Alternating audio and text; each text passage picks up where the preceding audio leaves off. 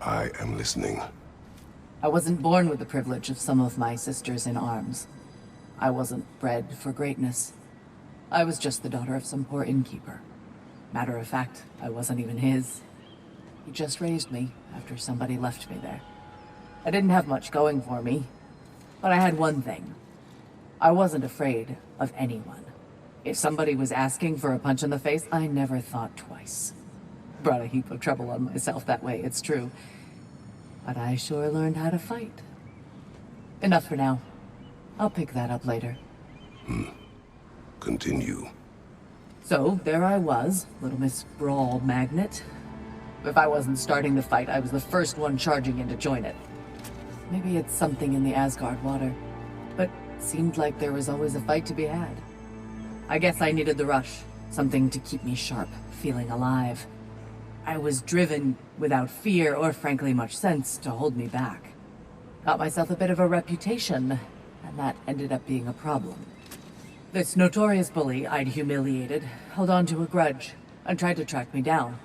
Found out way too easily who I was and where I lived. Set out to teach me a lesson. We'll pick it up there when you progress further. So, the bully with a grudge. He comes to the inn in the dead of night, chucks a bottle of fire through the window, sets the whole place ablaze.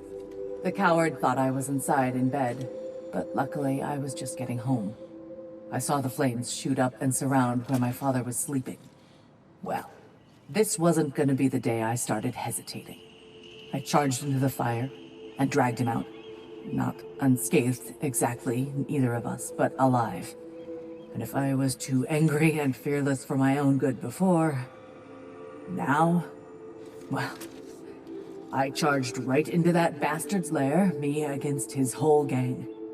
Honestly, I had no business coming out of that alive. As it turned out, I came out of there with a job. But we'll get to that next time. Go ahead. I was in the fight of my life with the thugs who burned down my father's inn. Suddenly there's this sound, this flapping of feathers, and who should appear but Sigrun herself. Not yet queen, but by reputation, the best fighter the Valkyries had in memory. I was awestruck. She was confused. The violence, the mayhem she sensed, she expected to follow to a battlefield full of honored dead, not a hideout in the slums. I apologized to her for not sending worthier souls to Valhalla, and Sigrun offered to take me under her very impressive wing. But we'll cover that part next time, all right? You may speak. Sigrun, mightiest of the Valkyries, saw me in action and thought I had potential.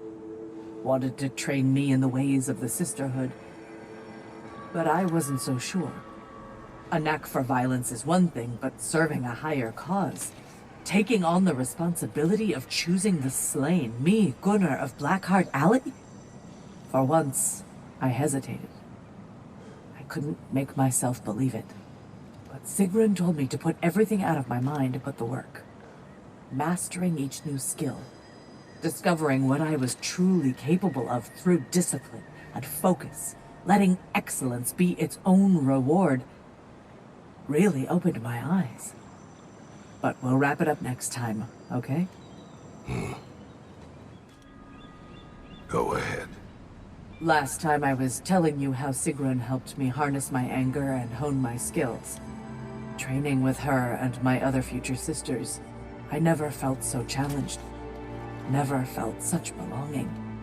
But part of me still couldn't believe I deserved to be there. All that community and purpose and meaning could be mine.